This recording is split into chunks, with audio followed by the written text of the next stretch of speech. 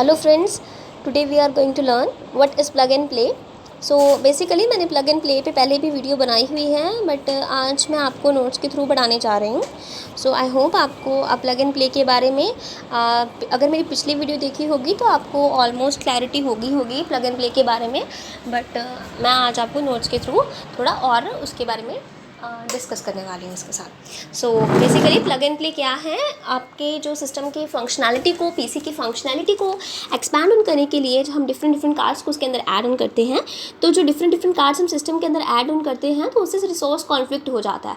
तो resource conflict मैंने previous video में आपको पूरा एक्सप्लेन किया है, रिसोर्स कॉन्फ्लिक्ट क्या होता है। अगर आपने रिसोर्स कॉन्फ्लिक्ट के बारे में नहीं पढ़ा तो प्लीज़ उस वीडियो को जाके देखिए।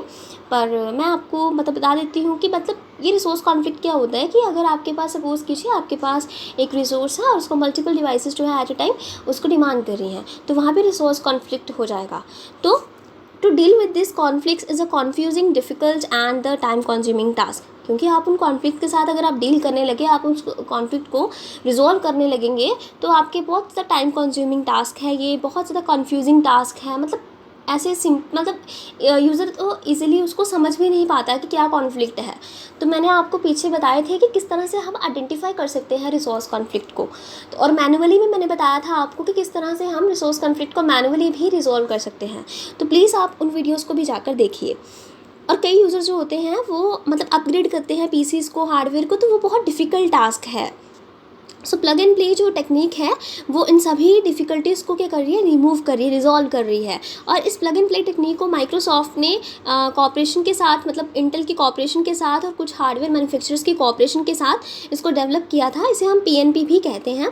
और ये सबसे पहले टाइम हमारी मार्केट में आया था 1995 में। और मोस्टली जो मदरबोर्ड्स हैं, अडाप्टर्स हैं, अभी तक जितनी भी 1996 तक, वो सभी इस एडवांटेज का हिस्सा हैं। सो पहले क्या होता था, हमारे पीसी यूज़र्स को क्या करना पड़ती थी, डीआईपी स्विचेस होते थे, जंपर्स होते थे, उनकी सेटिंग्स खुद से करनी पड़ती थी। बट अब क्या हो गया है कि प्लग एंड प्ले जो हमारी हो गई है, उसमें क्या होता है कि हमारे सिस्टम के साथ अगर कोई एक्सटर्नल डिवाइस हम कनेक्ट करते हैं तो वो ऑटोमेटिकली खुद से रिकोगनाइज़ कर लेता है कि क्या डिवाइस लगी है हमारे सिस्टम के साथ। सो जब भी हम नई डिवाइस को ऐड ऑन करते थे सिस्टम के अंदर, तो हमें कुछ जंपर्स और डीआईपी स्विचेस सेटिंग करनी पड़ती थी पहले। तो जिससे क्या होता था कि कुछ system resource conflicts and non functioning cards, क्या होता था कि कई बार हम खुद से अगर यूज़र है, ठीक है, तो ह्यूमन बींग्स हैं, वो उनकी इतनी रिमेम्बरिंग पावर नहीं है कि वो एक चीज़ याद रख सकें। तो वो क्या पता एक ही नंबर को वो 2-3 डिवाइसेस को वो शेयर कर दें या सेम नंबर असाइन कर दें, तो उससे क्या होता था, प्रॉब्लम हो जाती थी, रिसोर्स कॉन्फ्लिक्ट हो जाता था।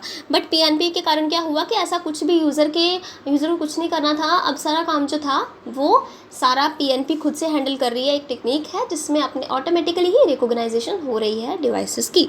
सो बेसिकली इसका एम ये है कि हम एक ऐसा कंप्यूटर को क्रिएट करें जिसमें हार्डवेयर और सॉफ्टवेयर प्रॉपर्ली वर्क करें, ऑटोमेटिकली कॉन्फ़िगरेशन हो जाए उन डिवाइसेस की, और उन्हें असाइन किया जाए रिसोर्सेज को, ताकि वो हार्डवेयर में चेंज कर सके without requirement for the large scale resource assignments week. So according to the name, aim of the plug and play system is to plug in the new device। हम नए device को plug in कर रहे हैं and able to immediately use it without any complications, और हम उसे immediately use कर सकें without any complication से बगैर। Next is a form of the plug and play was made। So basically इसमें क्या है कि जो प्लग एंड प्ले है वो सबसे पहले डेवलप किया गया था ईज़ा और एमसीए बसेस में, जो पहले बहुत सालों पहले से हैं। और यहाँ पे कुछ भी ये बहुत ज़्यादा पॉपुलर है। और जो मेन स्ट्रीम पीसी यूज़र्स हैं उन्हें कोई भी इनपुट आउटपुट एड्रेसेस के बारे में वरी करने की ज़रूरत नहीं होती है। डीएमए चैनल्स, आईआरक्यू की सेटिंग्स या पीएनपी जो है वो खुद से कर रही है। तो ये बहुत ज़्यादा इंपॉर्टेंट फीचर है पीएनपी फीचर जो है, क्योंकि इससे यूज़र का काम बहुत ज़्यादा रिड्यूस हो गया। उसको जो रिसोर्स कॉन्फ्लिक्ट आते थे वो बहुत ज़्यादा रिड्यूस हो गए हैं। Thank you friends. If you like my video, please like, share, subscribe my channel, and don't forget to press the bell icon.